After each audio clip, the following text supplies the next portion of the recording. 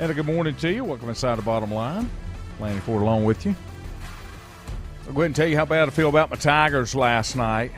My Tigers just blew it. That's all I can say when it comes down to what they did. They just let it go for some reason. I don't know what the deal was. Let me go ahead and jump on into Bill's going to call us, Bill Bender, about 8:25, and I've already spoke with Juju this morning. So let me go ahead and get to that, and then once we talk with Juju, we'll take a little break. Bill Bender will be with us, and then I'll give you some things when we get done. Had to switch up the lineup here just a little bit, but that's okay. Here we go to Juju. And welcome back here on a Hump Day Wednesday on the Bottom Line. As we do each and every Wednesday, I'd like to check in with our good friend Juju Phillips. Good morning to you, sir. Hey, Lanny. Good morning. How are you this morning? I'm doing great. Hope you are. I am. Hopefully the weather's clearing up. We're going to get some nice, warmer weather, spring-like conditions the rest of this week. Yeah. Last night I spent over 2 hours of my life that I'll never get back watching my Clemson Tigers get beat by Carolina. Squandered it. Kind of had stayed on top of them all night long. And Carolina's one of those teams that you do not want to wait and get into that last-minute kind of survive type mode. But my Tigers did it anyway. Well, if you follow college basketball, especially here the last week, and, Carolina and Duke played, and Duke won that game in a blowout, and then they turn around on Monday and lose to Virginia. Duke does at home, and now Carolina goes on the road after coming back from that game and the Duke game and knock off a Clemson team. Carolina's been up and down this year. They got a bunch of transfers, which is highly unusual for a Tar Heel team, the best that I can follow at least. I don't recall them having so many transfers, and again, that's the flow of college basketball right now. That's the way things are. But I just don't think there's that chemistry for North Carolina, at least the small parts that I've seen them play this year. And I didn't watch the game last night, to be honest with you. But if they can bounce back like that, that's certainly a big win for Hubert Davis and company coming off that loss against Duke. I don't know how close you follow it, but is Hubert Davis the answer for the Tar Heels, or was that just the best way to do it to have continuity moving forward? Well, I think the first question probably is something that cannot be answered until a few years down the road, once he gets a little seasoning, a little experience of being a college head coach. The brand of obviously of North Carolina is strong, but until he finds his legs, so to speak, and the kind of coach he wants to be, I don't know if it was the best hire, but it made the most sense. And probably, as you said, because of the continuity and the consistency, that probably was the best thing to do. And I think there are something like 16-7, maybe 15-7, 16-8, something like that, what their record is. So it's not bad, but it's not the standard that Carolina is used to being at over the last, couple of 2-3 decades. Mm-hmm. When you look at it, and this is a team that one of the things they were saying was neither team was in the top 25, and Carolina is 17-7, 9-4 in the conference. But Carolina's one of those programs that they almost refuse to go outside the family for a coach. And, that's kind of like businesses that get into the third generation. The genetics is getting kind of low when you get to that third generation. Maybe you need to go outside and get some new blood. Yeah, I as long as I've been around this area, I've never heard them think about even getting somebody outside of, as you said, the family. I think because there are so many coaches out there with ties to North Carolina, either having played or having coached as an assistant coach at Carolina. The tentacles are just very long and drawn out. I don't foresee that ever, at least maybe in our lifetime, Lanny. I don't ever foresee that happening. And it's sad because you got to look at it and you think, well, would you not want the best coach you could put in that position? And sometimes those glasses get fogged and think, there's not a better coach if he don't have Carolina ties. Well, it's kind of like you see with some professional football teams. Yes. Speaking of like the Steelers, they don't like to go outside their family. They like to hire from within and promote from within. So I guess you can't argue with the success Carolina has had. Mm-hmm. Again, if this thing with Hubert Davis does not work out, then that might be something that they can start looking at. I'm going to give you my one smart comment off of that because I'm a Steelers fan, and I think the Steelers have taken the last 15, 17 years, whatever it is with Mike Tomlin being there, and been completely content with an upper side of mediocrity because they've never had a losing season, but they've really only had one threat, and that was the year they won the Super Bowl. So sometimes I don't know that that's exactly right. But what else you got going on in your world, sir? Well, I wanted to mention, I saw this story yesterday, and I thought it would be interesting that you guys can talk about a little bit later. It comes from a website called wallethub.com. Mm-hmm. And the best and worst cities for football fans. They did a survey. And speaking of the Steelers, Pittsburgh was voted for the fourth straight year as having the best football fans, pro football fans in the country. Mm-hmm. Dallas was second, Boston third, Charlotte finished 25th, and believe it or not, Tuscaloosa, Alabama even cracked the top 28, even though they were supposed to be about professional cities. Well, it is. Yeah. And the other part was that in the survey, they also asked the question, the most engaged college football fans. You want to take a guess at who has the most engaged college football fans? Let me think about that just 1 minute.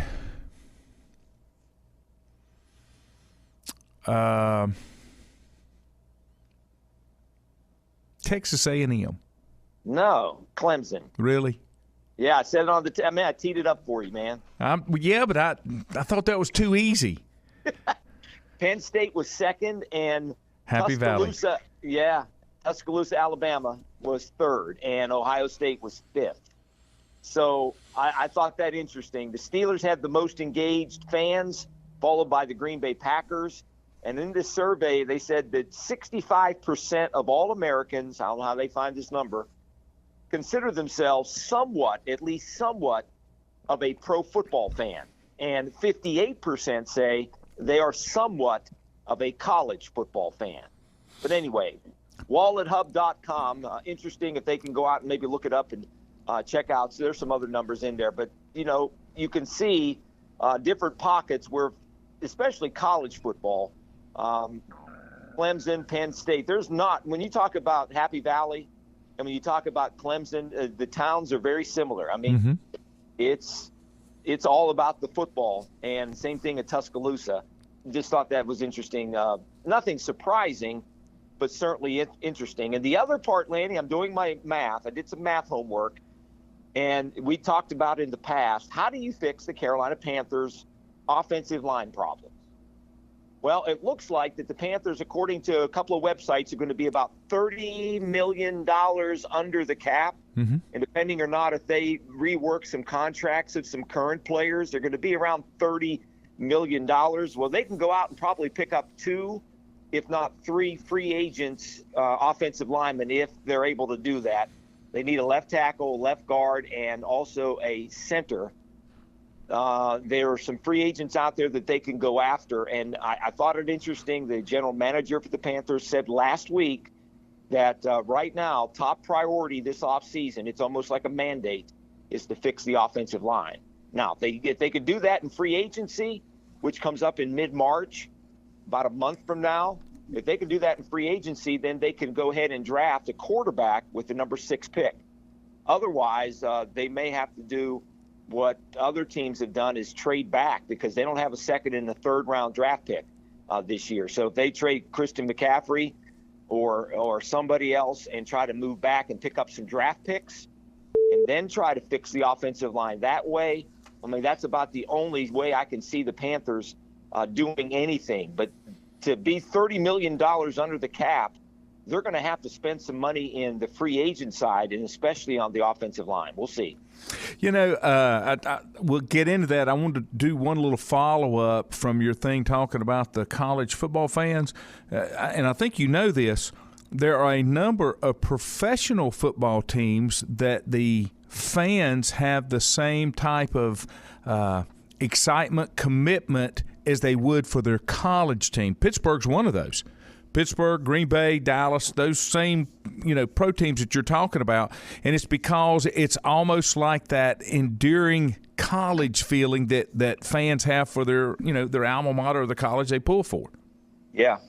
Especially, you're talking about Green Bay and University of Wisconsin. I've been to Madison, Wisconsin on a number of occasions before, and the fans are crazy about their teams up there in Green Bay and in Wisconsin. Not so much in Dallas. I thought that Dallas was second with the football side, but there's not really any, Texas A&M's, College Station's out of way. When you look at the big Dallas picture, the metro area, the metro complex area, there's not a college team that is followed, as intently as it is in other cities. Right. Now, the other thing, talking about those offensive linemen, the problem with the free agency is, do you really have a good offensive lineman out there that's a free agent? If he is, why isn't he re-signed? Or then are you going to have to kind of give away part of the farm to get somebody that's really good and is a solid offensive lineman? Well, what has happened with the Carolina Panthers is they have let this thing progressively get worse instead of picking up pieces completely around the team as the years go by and say, like, what was it, 2 years ago they took 7 defensive players. That was one of the most asinine things I've ever seen. It wasn't like you had the perfect offense at that point. You should have taken something to try to, I just think you have to keep all of the pots kind of rolling at one time. You can't just say, well, for 2 years we're not going to take anything but defense. You get behind. Yeah. And I haven't studied the players available in the free agency this year, but I do know a couple of players. One offensive lineman, Tom Brady, center down at Tampa Bay. He's a free agent. He's been in the league 4 or 5 years, and I don't think Tampa Bay picked up his fifth-year option, if there even was a fifth-year option. So he's become a free agent, and they say he is pretty good. I don't know about there's a couple of left tackles out there. Most of them, though, Lanny, they got some wear and tear on them. You're not going to get an up-and-coming offense, like you said, an up-and-coming offensive lineman who is a free agent, because teams are going to try to lock them up because they're young, still affordable, and they're very talented. So the Panthers are going to have to kind of overpay, in my opinion, like you said, to try to fix this offensive line if they want to do it that way. I think when you look at the offensive line, Taylor Moton is probably set at right tackle, probably will be franchised. They drafted a kid last year, Brady Christensen, at guard. He was one of the, 4th or 5th round draft pick. They say he's going to be solid enough. So the right side is set. Now they just got to fix the left side and get some depth. And I don't think you're going to do it in just the draft, because they only have a 1st round pick and a 5th round, maybe a 4th and 5th, but they're missing a 2nd or 3rd round pick where you can really get some good value in getting some offensive linemen. Unless they make some trades, the only way to fix it right now is simply to go out and try to sign the best free agents that you can. And to do that, you're going to have to overpay a little bit. Well, let me give you this. I'm going to give you the top couple offensive tackle free agent, because that's the first place they've got to fix. The top one is Teron Armstead, plays for New Orleans. He his average is you're looking at a 3-year, $19 million a year. Orlando Brown is next, 5-year, $21 million average.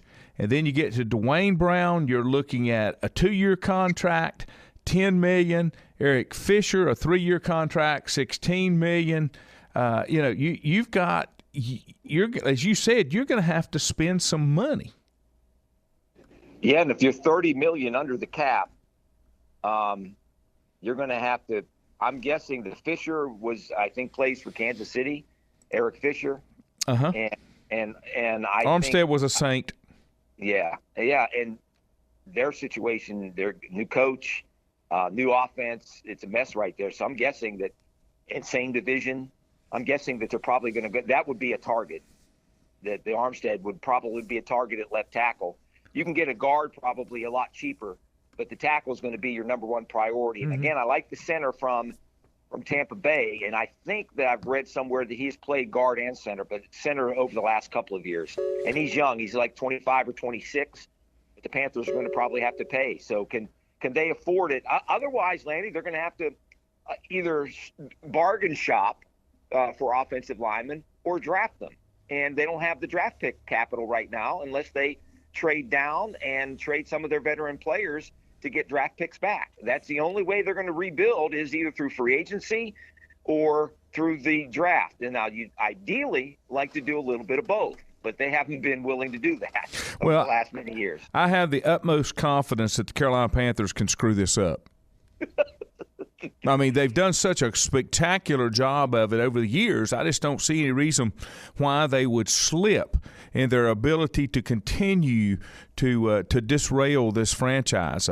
I'm not sure. I saw they brought in a new defensive line coach, 72 years old. Yeah, I know. And one of the things, I think you noticed this too, with the exception of Lovie Smith, the new hires of head coaches are young, up-and-coming coordinators because the game is changing. And then, you're not doing that with Matt Rule. And I don't know who's picking the hires. I don't know if Matt Rule's really picking the hires or if that's coming down from Tepper. If it's coming down from Tepper, it's even worse because he doesn't have a clue what works with football. Yeah, I think the idea of hiring offensive coordinators, young offensive coordinators to be head coaches, is the fact that if you hire a defensive coach, you got to hire an offensive mind to run the offense. And if it's a smart, good offensive mind, then as a coordinator, they're going to try to do well so they can get a head coaching job. So you're not going to have them around very long. So the idea of getting a young offensive coordinator to be the head coach is certainly in vogue right now. Mm-hmm. And you mentioned about Paul Pasqualoni. I think the Panthers are going to have maybe one of the oldest coaching rooms on the defensive side than any team in the NFL. I saw where the Steelers yesterday hired former Panther wide receivers coach Frisman Jackson. Jackson coached with Matt Rule back at Baylor, and he came with Rule to the Panthers for the last 2 years. He was let go in the middle of the year when they had the Joe Brady change, and Jackson was hired by the Steelers. The Steelers have a coordinator, Matt Canada, and they coach together at NC State. Matt Canada is one of those supposedly young and up-and-coming offensive coordinators that they're going to make a whole lot of changes. They're going to get a new offensive line coach, the Steelers are. They got a new wide receivers coach. Matt Canada is now the reins have been taken off. He's going to be the offensive coordinator because you and I both know that it's been Ben Roethlisberger's probably been the offensive coordinator for the Steelers over the last few years. Yeah, that's kind of the way that works. Let me ask you a quick question. I don't know if you know about this or any background. It's just one of the stories that I saw. The University of Southern Indiana voted to move from D2 to D1. Are you familiar with that school? I am not. Okay. The University of Southern Indiana, according to what I'm reading here, the internal report last month revealed that 3 Division I conferences were under consideration: Ohio Valley, Horizon League, and Atlantic Sun Conference. And the reason that I bring it up is because, according to this, they have won 4 team national championships at the Division II level, along with 10 individual national championships. The school is adding swimming and diving next fall, bringing the total number of varsity sports to 19. They're the Screaming Eagles, and the basketball had its best stretch under Bruce Pearl, who spent 9 years there. You said Southern Indiana. Southern Indiana University. They are. I am not familiar with them as a football school. Okay, maybe they're not. I don't think they are, to be honest with you. But I like their nickname. The Screaming Eagles. Screaming Eagles, the old TV show coach. Yep, the Screaming Eagles. Yeah, I didn't.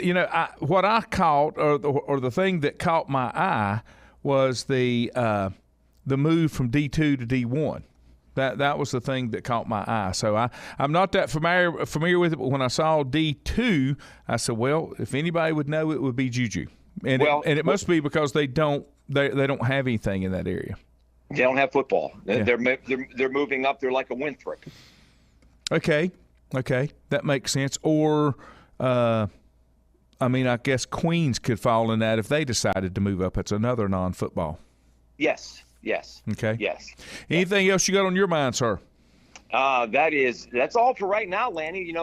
big Super Bowl coming up over the weekend, and got your pick? I'm going to side with the AFC North, and I'm going to go with the Bengals. I'm going to say maybe 28-27. Okay. I'm not going to be unhappy with either team. Okay, I'm okay with either team. I think Joe Burrow's going to be a great quarterback. I'd love to see Matt Stafford get one, because if he could get a Super Bowl, I think he becomes a real Hall of Fame candidate with his career, with the numbers he's put up. He's just missing that piece, that Super Bowl piece. So I'm okay with either one. I don't think I got a pick yet. Let me jump back one quick second to Southern Indiana. Men's sports: baseball, basketball, cross-country, golf, soccer, swimming, diving, tennis, and track and field. Gotcha. So there you go. They're a non-football playing school. And, I don't know. I guess that's one of those things. If you don't have football, you need to be in a separate conference that don't have football. And everybody don't have football. That's just me. That's just me, but I'm weird. All right, sir. I won't keep you. I know you got real stuff to do. I appreciate you joining me this morning. All right, man. I'll talk to you later. Have a good rest of the week. Thanks, buddy. Juju Phillips. We'll be back after this timeout.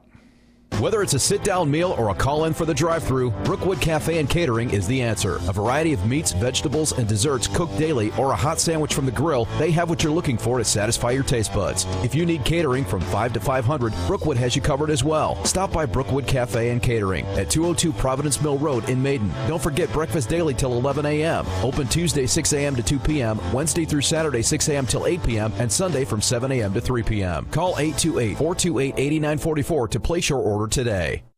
If you ask around, you'll find Burke Mortuary has a reputation for excellence and commitment to value. They've built a reputation of trust for more than 35 years. Burke Mortuary is proud to offer personal attention, meaningful tributes, and the area's most affordable prices.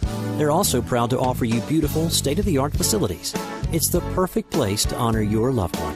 So when choosing a funeral home, the choice is easy. Choose Burke Mortuary with locations in Maiden and Newton. Covenant Church began as a vision of just over 100 people in 1984. Since then, Covenant Church has grown and currently located at 2168 Gastonia Highway in Lincoln. The Sunday schedule includes early morning worship at 8:30, Sunday school at 9:45, and morning worship at 10:45. Their ministries extend beyond Sunday. Visit their website at www.covenantchurch.church to see all they have to offer, and better yet, stop by and see for yourself. Covenant Church may be just what you're looking for a new church home. First Federal Savings Bank has been serving Lincoln County since 1940. And as it has been from the beginning, customer service is a priority to First Federal Savings Bank. They want to get to know you by name. First Federal Savings Bank has the convenience, the products, and the services that the larger banks have, but with hometown people that you see throughout your community. Stop in and visit one of their 4 convenient locations and see what First Federal Savings Bank has to offer you. Member FDIC, an equal housing lender. Untangling your headphones, finding the right remote, saying goodbye to your favorite shirt that hasn't fit in 10 years. Why are simple things sometimes so complicated? Thankfully, with Auto Owners, insurance doesn't have to be one of them. Auto Owners works with independent agents who live in your community and answer when you call, so you can worry about more important things, like finding a new favorite shirt. That's simple human sense. Call Mooney Insurance in Maiden or East Lincoln Insurance in Denver, or visit mooneyinsurance.com. At Stifel Nicholas, we're committed to offering investors personalized investment guidance. We're a full-service organization with department staffed with professionals that specialize in a wide range of investment opportunities, from the most conservative to the most aggressive. We strive to give each account, regardless of size, careful, individual attention. Call 4Rembert today at 828-624-7300. Stifel Nicholas, member SIPC and the New York Stock Exchange. Times Convenience Stores are more than convenient. They're your neighborhood store, your store. With locations in Lincoln, Catawba, Gaston, Iredell, and Mecklenburg counties, there's one near you. Times Convenience Stores have the right items at the right price, from snacks, cold drinks, and light meals from the grill, and there's always a special to save you time and money. Times has what you need. Times Convenience Stores, there's one near you. Regardless of where you're going, there's one on your way. Remember, there's always time to stop by Times.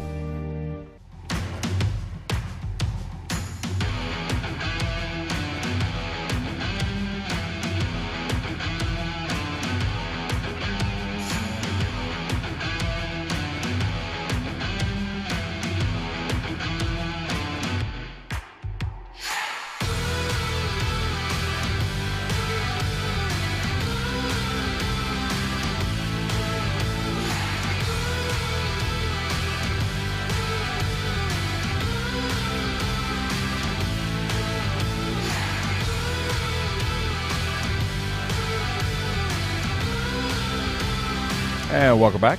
Glad to have you in the house this morning. I appreciate Juju taking the time to join us. Let me jump right over to our phones and pick up Bill Bender. Bill, good morning to you.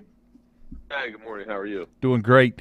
First question out of the box. Surprised by the whole Minnesota Vikings Jim Harbaugh thing.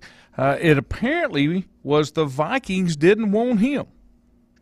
Yeah, I mean, unpredictably predictable. That's Jim Harbaugh for you. I mean, you just never know what he's going to do next. Obviously, for me, it would have made sense if had he gone to the Vikings, but the Vikings didn't like what they wanted. Now both sides are trying to spin it their own way, which is how that works. But probably a good thing for Michigan that they get to hold on to him now. But the problem is he's going to need one new coordinator after they hired one last night. Yeah, and but I've always said that is a good sign of what your program is doing if people are hiring your staff. True. I mean, that means that Josh Gaddis obviously was doing a good job at offensive coordinator. A bit of a surprise that he went to Miami. But there was sounds like there was some behind the scenes things where he didn't feel appreciated. So I think that's one. And then obviously Mike McDonald going back to the Ravens. He earned that opportunity by flipping Michigan's defense this year. Yeah. And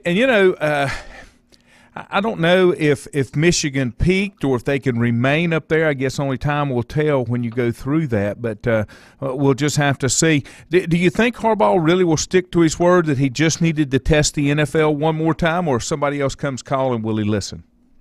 Who knows? But I think he has upgraded Michigan's program. It's been a long climb, and they still got a long way to go if they're going to catch the Georgias and the Alabamas. And, I mean, some of that's going to come down to how much they play ball when it comes to NIL. But I think in general he's done a really good job with the program. Yeah, and I think you're right there. I sure do. It will be interesting, I think, to see kind of how things play out. One question, one of the things was, and he was very vocal about this, and I'm kind of surprised, was Carolina's Matt Rule saying, he was definitely interested in that Michigan job if Harbaugh left. How would that make you feel as an owner? Well, I mean, I think Matt Rule's a guy that it's starting to play itself out, but to me it's pretty clear that he's one of those guys that's a better college coach than NFL coach. And I know when he was at the college level, he was trying to get that NFL job and has a background with it. But, I mean, his track record at Temple and Baylor was good. It's been a struggle with the Panthers. A lot of that to do with, the quarterback position. And that's the NFL. I mean, look, Zach Taylor was on the hot seat a year ago, and now he's not going anywhere for a while. Because he got Cincinnati to a Super Bowl because he is a franchise quarterback. Yeah, and that's one of the things that it makes a difference. If you don't have that one, it's hard to build anything else around them at all. Surprised by the move out of the transfer portal of Southern Cal getting a new quarterback out of Oklahoma? No, I mean, once Lincoln Riley went and he got in the portal, everybody was making that line. So for USC, they get a dynamic playmaker at quarterback in Caleb Williams. Oklahoma's fine, though. I mean, they still have Dylan Gabriel. They got Jeff Lebby at offensive coordinator. I think they're going to be fine, too. So, but for Caleb Williams, obviously, I mean, there was a point last season where he was in the Heisman mix, and, he should have a lot of success. It may take a minute to get USC going, but I like that for them, obviously. Yeah. You're wondering how many other schools and coaches are going to pull this movie in the future. Well, I've said this before, and it really is coming to fruition now. The portal has become college football's answer to free agency, and it can include some money with the NIL. Yeah, and it's kind of like baseball free agency almost. If we're going to play baseball this year, I don't know. You fill your needs, you find a guy. I mean, Alabama's used it to get some really good transfers like Jahmyr Gibbs and Eli Ricks. And it is a little bit like free agency in terms of you get the NIL to come with it. We got Super Bowl coming up this weekend. We're talking with Bill Bender from Sporting News. Super Bowl's coming up. Bengals versus the Rams. I'm not I won't be unhappy with either one. I'm excited for both teams. I feel good about both teams. They're both exciting teams to watch. However, I would like to see the Rams get it. I think it would kind of solidify Matt Stafford's career because, let's just face it, he was not in a good situation in Detroit. No, and I mean, he's been doing it for 13 years. There's good stories on both sides. Obviously, with me being in Ohio, I kind of pulling for Burrow in this one and the Bengals, who have been in this spot before and made an amazing run through the playoffs. And I think they've got a chance too, as long as they keep the Rams in front. They've really got to keep Cooper Kupp in front, basically, and not let him beat them. And then on the other side, they've got to block Aaron Donald. I like the Rams to win the game, but I mean, to say that the Bengals couldn't do this, that'd be short-sighted for sure. Oh, yeah, and the Bengals are going to be a team that you're going to have to deal with for a while. I mean, because young coach, fairly young roster, young quarterback, that's going to be a team that's going to make some noise for a few years, I think. Oh, for sure. I mean, I think they will. And, with Burrow, you got a franchise quarterback now, and they've become one of the more popular teams in the NFL overnight, and I think that's going to continue. So, I mean, when you have the quarterback, like I said earlier with Zach Taylor, they wanted him fired after the Jets lost this year, but now he's not going anywhere for a while because he's got that quarterback that's going to win him football games. Yeah, that's exactly right. I haven't seen anything that you posted on this, but thought I'd get your thoughts. It kind of broke yesterday. Kyler Murray with the Cardinals deleted practically 95 to 100% of his social media for the Cardinals. Are today's players, the young players, trying to gain too much control over where they go, what they do, how they get paid, kind of like the NBA? I just don't ever see the NFL becoming that dominated by what the players want. Well, because they'll sit. I mean, the owners will just sit them then, and they won't budge. I mean, Deshaun Watson had some things going on, not nearly to the. I mean, obviously a lot more serious than deleting Instagram posts, but he didn't play this year. So. I mean, he had trade demands, and he didn't play. And, I mean, we'll see. I mean, the Cardinals be foolish to trade somebody because he deleted Instagram posts. I just don't see it. But, and that had people drawing the Steelers line and, other teams that want quarterbacks. And there's always an unpredictable thing or two in each cycle. So we'll keep an eye on it. But certainly something that you got to watch. It's funny, you alluded to, will there be baseball this year? And that was some of the talk that was about, Kyler Murray is a two-sport athlete. He can't even use that leverage because there may not be baseball. He may not have picked the best time to try to have the most amount of leverage to make some moves. And I don't think he has completely established himself as that top-tier NFL quarterback at this point. Career's a little too young. Yeah, exactly. I mean, he's going to still figure some things out now. The positives are, the Cardinals, early in the season, they were one of the best teams. And he obviously can put up numbers. He did get them to the playoffs, and that's a good thing. But, there's a long way to go before they're going to be considered elite. His size is always a question. I mean, he did have the injury this year that caused him to miss some time. So, I mean, there's time for him to get better, but he's got a long way to go. You mentioned baseball. I'll get your thoughts on that for just a second. Do we have baseball? Is baseball later? And do we see anything major occurring in baseball with some of the rule changes? I haven't followed it as much, I'm being honest, and that's kind of just the state of the Which game. Early, though, too.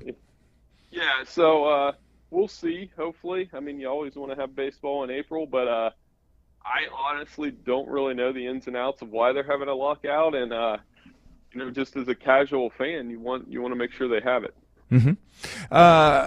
Bruce Arians, Tampa Bay, the GOAT's gone, Tom Brady's gone. Gronk has kind of made it public. He would kind of like to go play for another team. Does Bruce Arians hang around for a rebuild, or does he maybe go off into the sunset as well? I mean, I think he'll still coach. If he were going to retire, I think he would have announced it by now so that Tampa Bay could get in on the cycle. Maybe they have a thing where he coaches for another season, then Leftwich takes over. I could see that happening. Leftwich can afford to be picky because he got a very good reputation as a coordinator. It was a little bit of a surprise that he pulled out of the Jacksonville job, but I think Arians will be back next year. It's just a matter of who's going to be their quarterback. Yeah, and I think that's one of the reasons Leftwich kind of pulled back is because maybe maybe it's not public information, but he may be what's considered the coach in waiting, as you would say. Want to go on record. You're picking the Rams, but you'd really like to see the Bengals do it. Yeah, I think I had Rams 27, Bengals 24, but I've got a lot of friends that are Bengals fans, and they're excited and with good reason. And watch the FC Championship with some of them, and I do hope they win. It'll be a very good story for here in Ohio and the Bengals if they win the game. I will say I went 500 on my picks for Super Bowl from the beginning of the season. I picked the Rams and the Chargers, and, of course, the Rams made it. Chargers didn't, but I think the Chargers are another team in that AFC that's going to maybe get some traction moving forward. Bill Bender, Sporting News, we appreciate your time, my friend. We'll talk to you again next week. No problem. Thanks for having me on. Thanks, buddy. We appreciate it. That's Bill Bender from Sporting News, and he's probably right there. It's going to be a close one, and we've had a great playoff season when you start talking about the NFL playoffs, and I think we're in for a really good Super Bowl as well. Let me take a time out. When we come back, I'll give you some thoughts on the other things going on for today. Down meal or a call-in for the drive-thru, Brookwood Cafe and Catering is the answer. A variety of meats, vegetables, and desserts cooked daily, or a hot sandwich from the grill, they have what you're looking for to satisfy your taste buds. If you need catering from 5 to 500, Brookwood has you covered as well. Stop by Brookwood Cafe and Catering at 202 Providence Mill Road in Maiden. Don't forget breakfast daily till 11 a.m. Open Tuesday 6 a.m. to 2 p.m., Wednesday through Saturday 6 a.m. till 8 p.m., and Sunday from 7 a.m. to 3 p.m. Call 828-428-8944 to place your order today.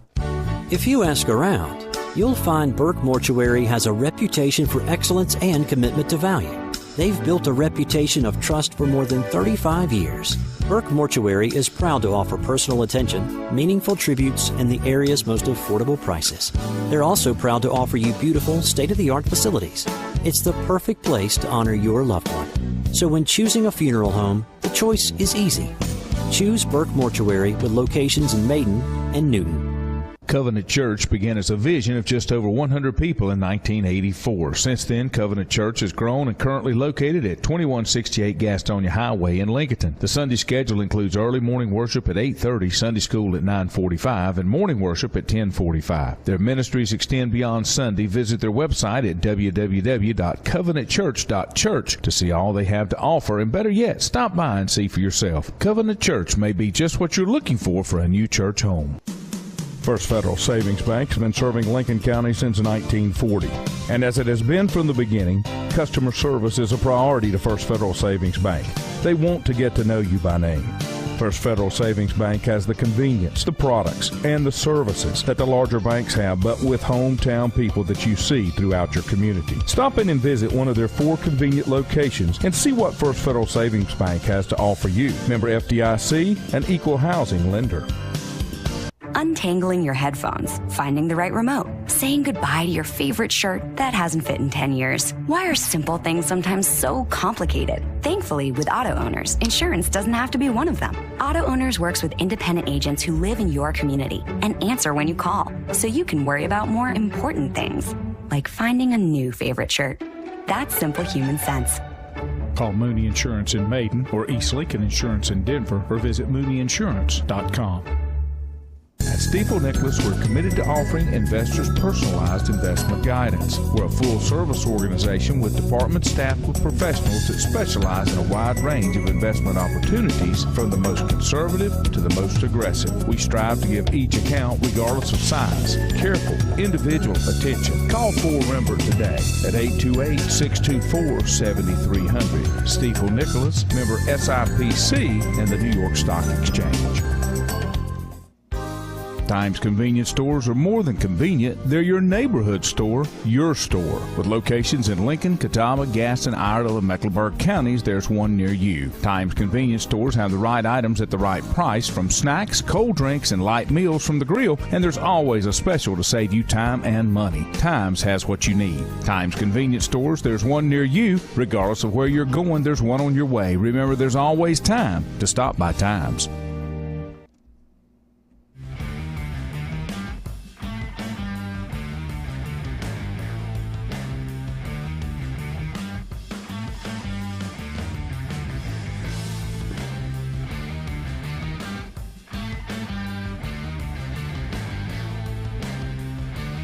And welcome back.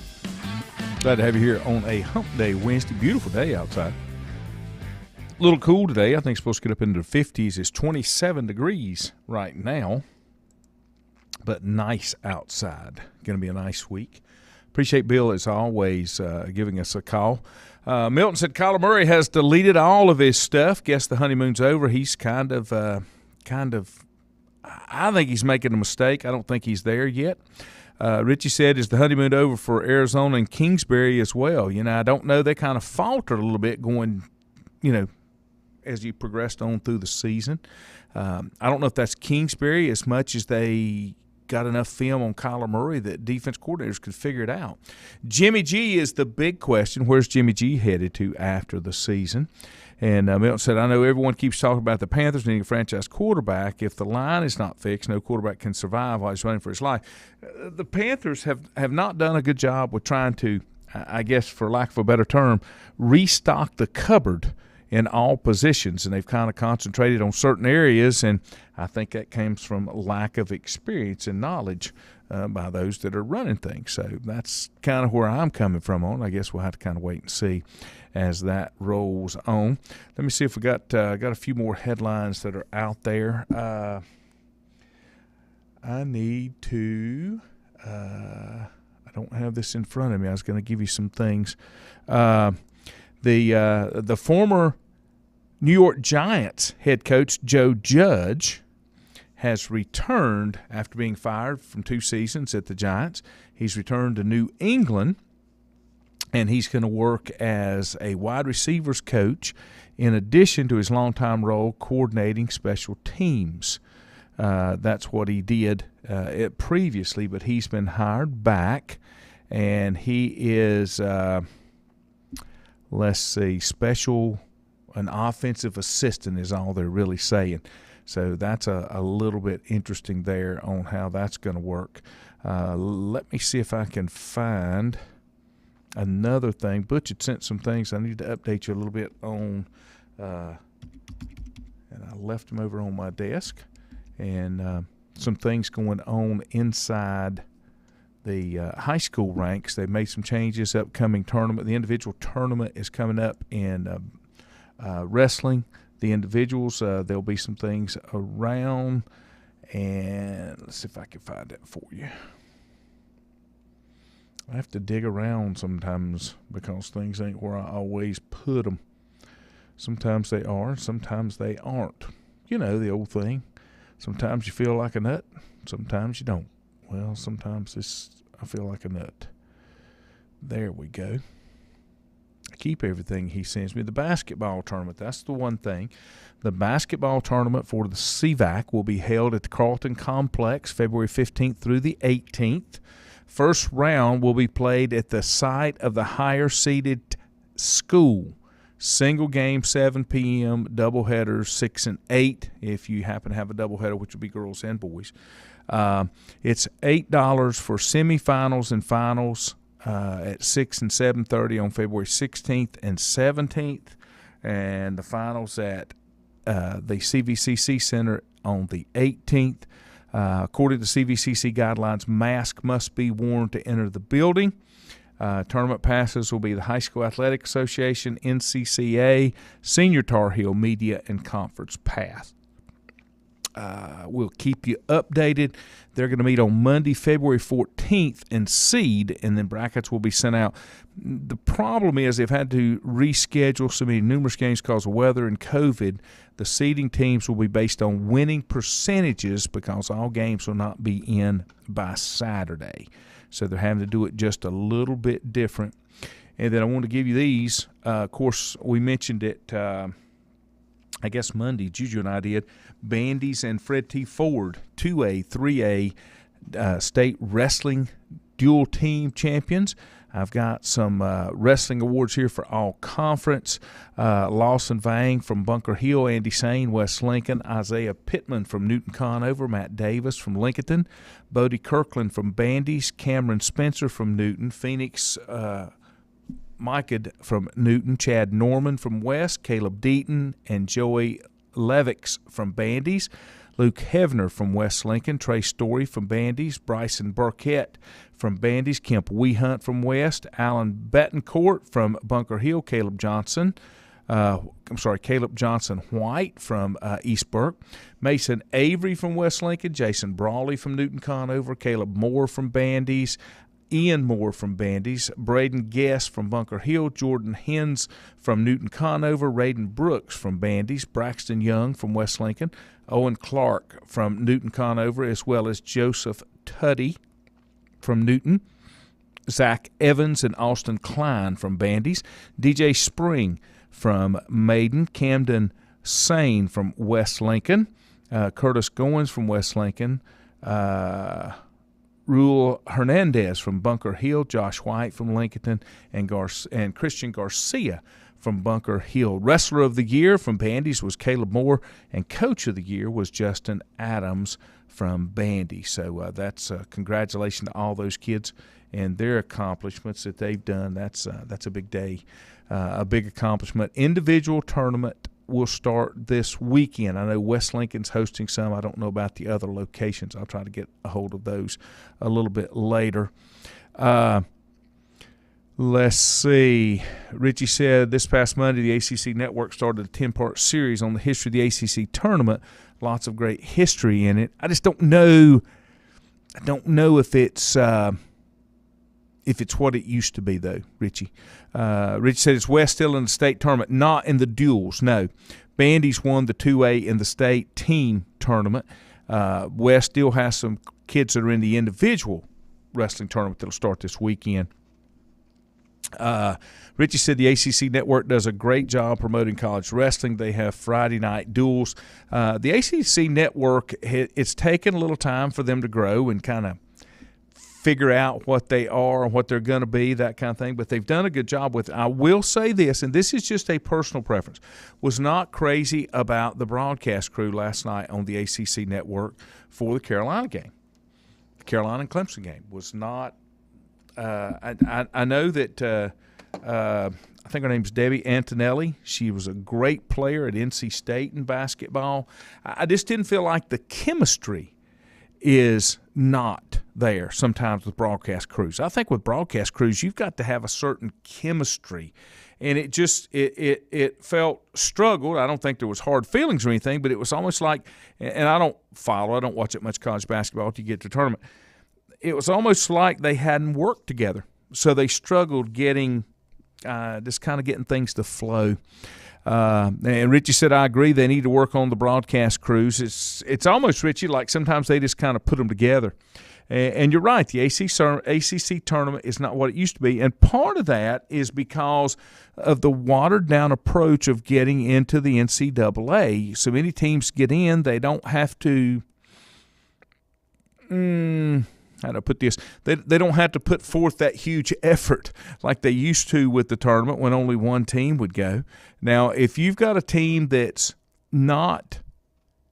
outside the bubble and outside the teams that look like they're going to get in, and they wind up winning the ACC tournament, they get that automatic nod for winning the tournament. So some of those teams, but your top teams, it just doesn't seem like it's they go after it as hard as they used to. I don't know. Maybe that's just me. Let's see if there's some other headlines might be missing. The Texans GM said Brian Flores' suit against the NFL and the Dolphins did not affect their head coaching decision. Nobody's going to convince me in the back of their mind that it did not. I'm pretty sure that it did. And I'm not sure on the officials last night. Link asked if was one of the officials a Carolina guy, Lenny Wirtz. I don't know. I didn't recognize him. As I said, I don't follow it as much as I used to.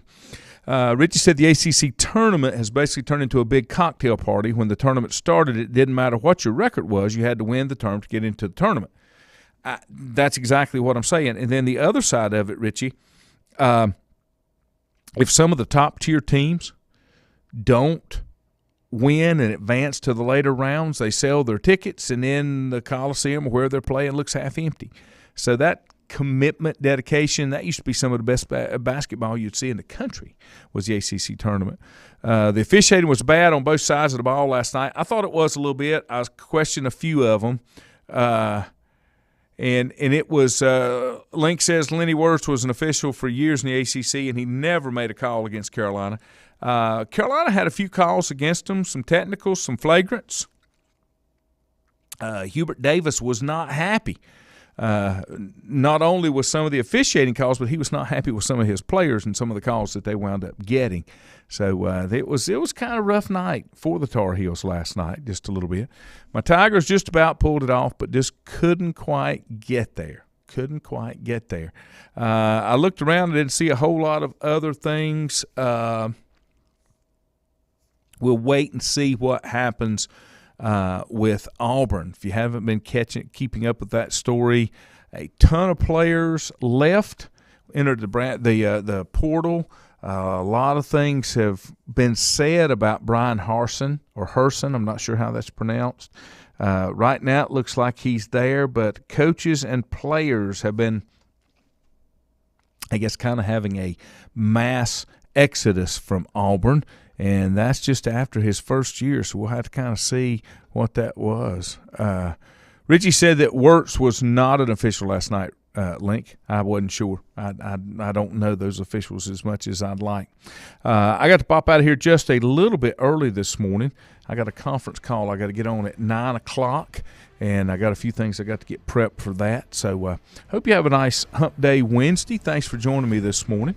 I know Forrest's traveling tomorrow, so I'm not exactly sure. May do something in the morning.